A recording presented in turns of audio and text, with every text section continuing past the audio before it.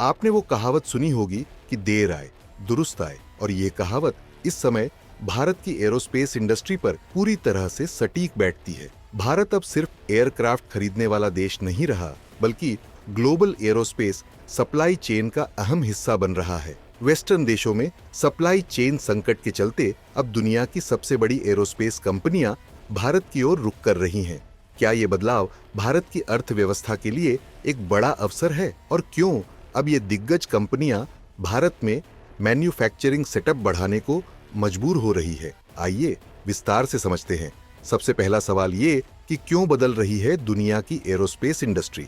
दरअसल पश्चिमी देशों की सप्लाई चेन गंभीर संकट से गुजर रही है। अमेरिका और यूरोप की कंपनियों को लेबर स्ट्राइक्स, उत्पादन में देरी और महंगे लागत के कारण दिक्कतें आ रही हैं। वहीं भारत में मैन्युफैक्चरिंग लागत कम है, कुशल श्रमबल उपलब्ध है और सरकार भी मेक इन इंडिया को प्रमोट कर रही है। पिछले साल बोइंग और एयरबस जैसी कंपनियों को अपने प्लांट्स में उत्पादन में देरी का सामना करना पड़ा। एयरबस के अधिकारियों ने खुलकर कहा कि उनकी सप्लाई चेन में बड़ी दिक्कतें आ रही हैं, जिससे उन्हें भारत की तरफ देखना पड़ रहा है। चलिए अब जान लेते हैं कि कौन कौन सी कंपनियां भारत में आ रही हैं। दरअसल पहला नाम है एयरबस का। भारत के सप्लायर्स के साथ मजबूत साझेदारी की घोषणा।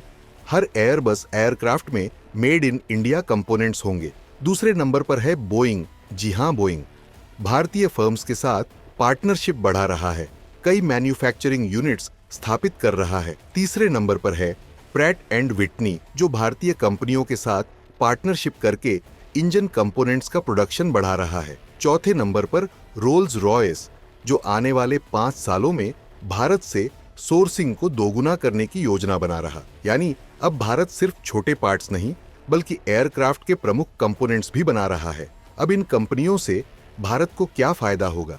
दरअसल इससे रोजगार के नए अवसर होंगे, बड़ी संख्या में नई नौकरियां पैदा होंगी, भारतीय कंपनियों की ग्रोथ बढ़ेगी। बेंगलुरु की हाइक टेक्नोलॉजी और जेजेजी एरो जैसी कंपनियां पहले ही तेजी से आगे बढ़ रही हैं। ग्लोबल एरोस्पेस सप्लाई चेन में भारत की हिस्सेदारी बढ़ेगी। अभी भारत का योगदान सिर्फ 1% है, लेकिन अगले 7 से 8 सालों में यह 10% तक पहुंच सकता है। भारत में एडवांस मैन्युफैक्चरिंग तकनीक आएगी, जिससे भविष्य में देश अपने खुद के एयरक्राफ्ट भी बना सकता है। खैर, ये साफ है कि भारत सिर्फ एयरक्राफ्ट खरीदने वाला देश नहीं, बल्कि एयरक्राफ्ट बनाने वाला हब भी बन रहा है। आने वाले समय में भारत की aerospace industry global supply chain में एक बड़ा खिलाड़ी बन सकती है। आपको क्या लगता है, क्या भारत एक दिन अपने खुद के पैसेंजर एयरक्राफ्ट बनाएगा? और कौन सी कंपनी सबसे पहले भारत में अपना बड़ा मैन्युफैक्चरिंग सेटअप लगाएगी? हाँ या ना में कमेंट करके जरूर बताएं।